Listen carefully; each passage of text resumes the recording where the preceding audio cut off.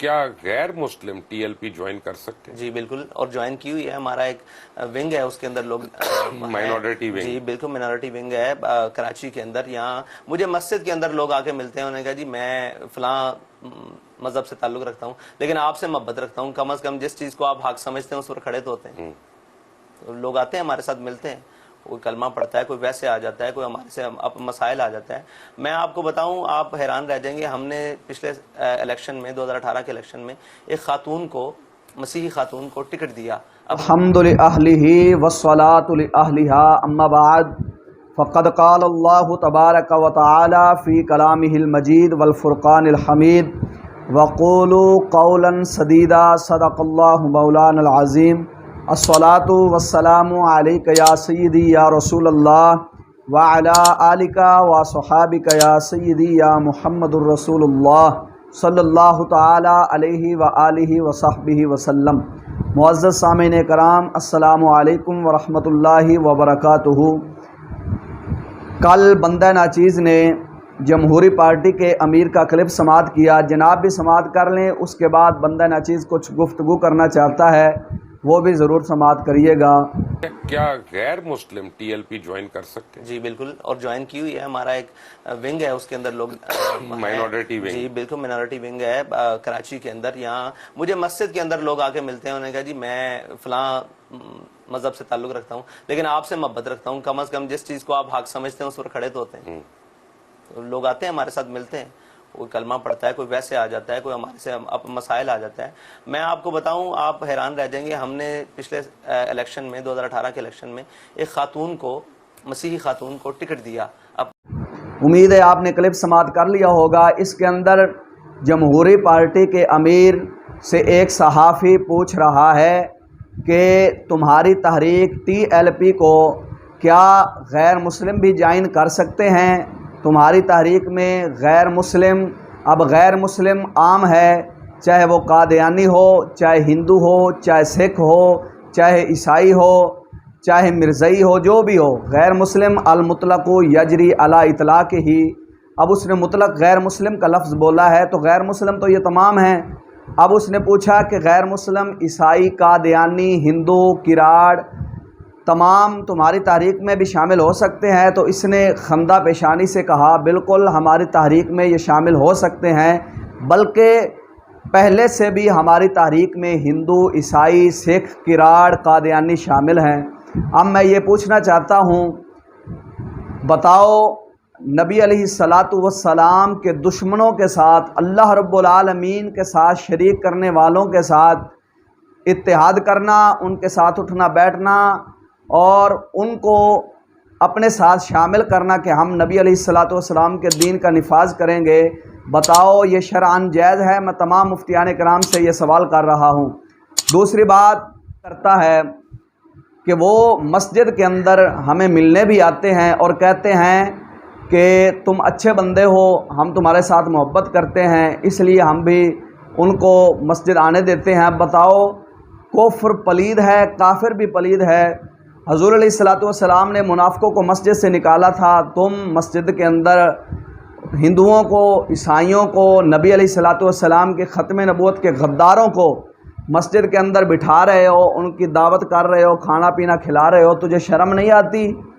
ऐसे लोग होते हैं जो दीन के दावेदार होते हैं और दीन लाने का दावा करने वाले होते हैं। आखिर में एक बात करता है सहाफ़ी को कि ये जान कर तुम परेशान हैरान होगे कि हमने सिंध के अंदर एक ईसाई औरत को भी टिकट दिया है। अब बताओ, मैं सवाल करता हूँ, तुम्हारी तहरीक की बुनियाद क्या है? तुम्हारी तहरीक कब शुरू हुई थी, इसकी बुनियाद क्या है? तो जवाब मिलेगा कि हमारी तहरीक उस वक्त शुरू हुई थी जब गाजी मुमताज़ हुसैन कादरी का मसला बना था। तो गाजी मुमताज़ हुसैन कादरी का मसला क्यों बना? उसके पीछे क्या था? एक ईसाई औरत आसिया मलऊना खबीसा ने सरवरे दो आलम सल्लल्लाहु ताला अलैहि वसल्लम की शान अक़दस में गुस्ताखी की।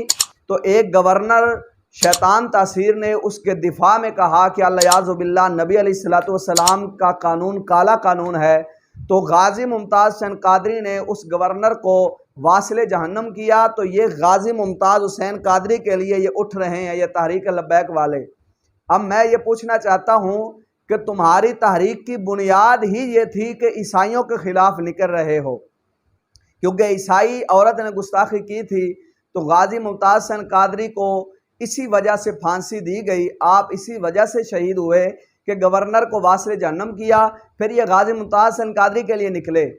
अरे तुझे शर्म नहीं आती? जहाँ से तुम्हारी इब्तिदा हो रही है वो ईसाइयों के खिलाफ हो रही है, फिर ईसाई को टिकट देना किस लिए? कि हम नबी अलैहिस्सलातु वस्सलाम की इज्जत पे पहरा देंगे। ये किसको तुम पागल बनाना चाहते हो? ये सादा आवाम के जो जज्बात हैं उनको इस्तेमाल करके तुम अपना पेट पालना चाहते हो। जिनके खिलाफ निकले थे उनको तो टिकट दे रहे हो, हिंदुओं को भी तुम अपने साथ मिला रहे हो, ईसाइयों को भी तुम अपने साथ मिला रहे हो। क्या ईसाई नबी अलैहिस्सलातु वस्सलाम के ख़त्म नबूवत के गद्दार नहीं है? क्या हिंदू नबी अलैहिस्सलातु वस्सलाम के ख़त्म नबूवत के गद्दार नहीं है? अल्लाह रब्बुल आलमीन के ज़ात के दुश्मन नहीं है? क्या ईसाई दुश्मन नहीं है? कादियानी दुश्मन नहीं है? तमाम दुश्मनों को तो तुम अपने साथ मिला रहे हो। तो दीन कौन सा लाना चाहते हो वो हमें बताओ। अब जिसके अंदर अकल होगी, शऊर होगा, और जिसके अंदर अल्लाह रब्बुल आलमीन की मोहब्बत होगी। ये तो कह रहा है ना कि वो हिंदू हमारे पास इसलिए आते हैं और हम उनको खुश आमदेद कहते हैं कि वो कहते हैं कि हम तेरे साथ मोहब्बत करते हैं क्योंकि जो तू बात करता है उस पर साबित कदम रहता है। हुजूर अलैहिस्सलातु वस्सलाम जैसा कोई होगा जिन्होंने अपनी बात के ऊपर अब जो बात की उसके ऊपर कायम रहे और वो करके दिखाया। वो हुजूर अलैहिस्सलातु वस्सलाम को तो ना माने, तुझे मार रहे हैं, तुझे शर्म नहीं आती? अल हुब्बु फिल्लाह वल बुग़्ज़ु फिल्लाह। जब भी किसी के साथ मोहब्बत हो, प्यार हो, अल्लाह रब्बुल आलमीन की ज़ात के लिए हो, उसके रसूल के लिए हो। जब भी किसी के साथ बुग़्ज़, दुश्मनी हो तो भी अल्लाह और रसूल के लिए होनी चाहिए।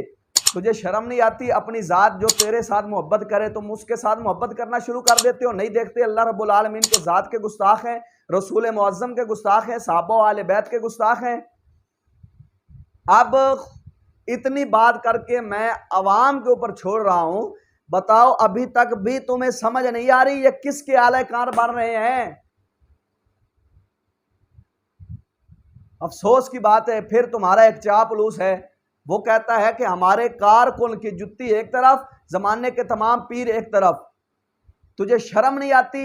उधर तो तुम्हारे कारकुन हिंदू हैं, ईसाई हैं, कादियानी हैं, तो साफ ज़ाहिर ये मतलब निकला कि कादियानी जो हमारे साथ है उसकी जुत्ती एक तरफ, ज़माने के मुसलमान सही और अकीदा पीर एक तरफ। कभी उस जुत्ती का मुकाबला नहीं कर सकते। अब बताओ इसके ऊपर कौन सा फतवा लगेगा? तमाम मुसलमानों से मैं पूछना चाहता हूँ। ऐसे होते दीन लाने वाले जो एक हिंदू की जुत्ती को, एक ईसाई की जुत्ती को, एक कादियानी की जुत्ती को, ज़माने के पीरों के सही और अकीदा पीरों, क्योंकि उसने मुतलक लफ्ज़ बोला है पीर का, उसने तखसीस नहीं की किसी पीर की। शर्म आनी चाहिए। अभी भी कहते हैं हमारे खिलाफ बोलते हो, तुम रब रसूल के नहीं हो, रसूल पाक के दुश्मनों के हो। तुम अपने पास आने की इजाजत दे रहे हो, उनका वोट ले रहे हो। तुम अल्लाह रब्बुल आलमीन के गुस्ताख बन सकते हो, तुम रसूल पाक के गुस्ताख बनो, तुम्हें कोई पूछने वाला ना हो। क्यों? तुम आसमान से उतरे हो। खुदा बंदा ये तेरे सादा दिल बंदे किधर जाएं, है दुर्वेशी भी अय्यारी, है मुल्लाई भी अय्यारी। बर्बादी है गुलिस्तां के लिए एक ही उल्लू काफी है, हर शाख पे उल्लू बैठा है, अंजाम गुलिस्तां क्या होगा। अल्लाह रब्बुल आलमीन इस जमहूरियत के फितने और जमहूरियत परस्त मुल्ला के फितने से हमें पनाह अता फरमाए और दीन हक का बोलबाला फरमाए और हमें दीन पर ही इस्तिकामत नसीब फरमाए। आमीन बिजाहिन नबी।